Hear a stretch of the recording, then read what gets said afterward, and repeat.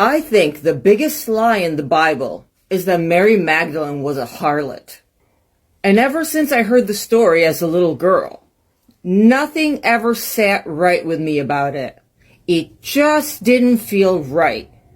And then they don't tell us that there's a Gospel of Mary Magdalene. Oh no, don't read that, says the Catholic Church. But guess what? We are going to read it.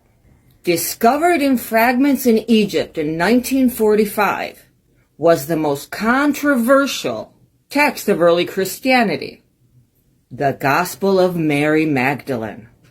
This translations of Mary's teaching from Greek and Coptic offers a unique new perspective. It's no secret that the Catholic religion wanted to take away the divine feminine power. It's basically clear and proven fact now. Mary Magdalene was a powerful and holy woman. Now, the truth about Mary Magdalene is that she was the innermost disciple and beloved wife of Jesus, and a Christed woman who is co-equal with Jesus in the Christ revelation. Finally, the veil on Mary Magdalene has been lifted, and we can all know the truth.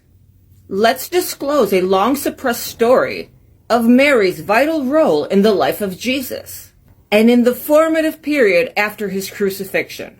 The book of Mary Magdalene presents as authentically as possible the real Mary Magdalene. This book reveals that she was a gifted, visionary teacher and the best qualified disciple also to lead the Jesus movement after his death. Also known as Medium Magdala, Mary Magdalene was considered by the Apostle John to be the founder of Christianity. Yet, we never heard of her ever again. They erased her, they suppressed her. She was in fact the first witness to the resurrection, right? Mary's gospel reveals a radical love that sits at the heart of the Christian story. Her gospel says that we are not sinful, we are not to feel ashamed or unworthy for being human. In fact, her teachings say that our purpose is to be fully human.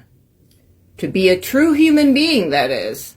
Yes, we are a messy, limited ego, but we are also a limitless soul.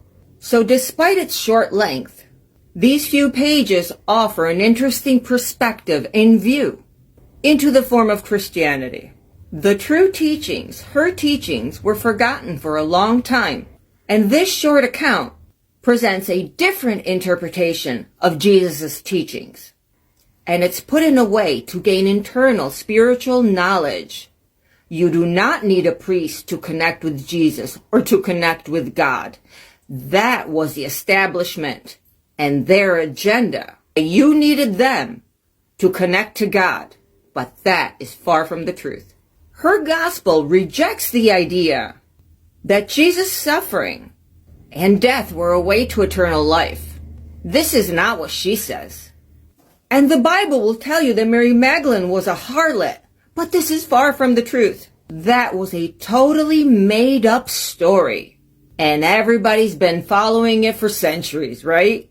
It tries to suppress women because they did not want women being leaders. Mary Magdalene criticizes corrupt authority, and she imagines a world where we all strive for spiritual excellence. And this challenged the views of the first Christians, and it makes us reconsider the church power. And all of this was written in the name of a woman.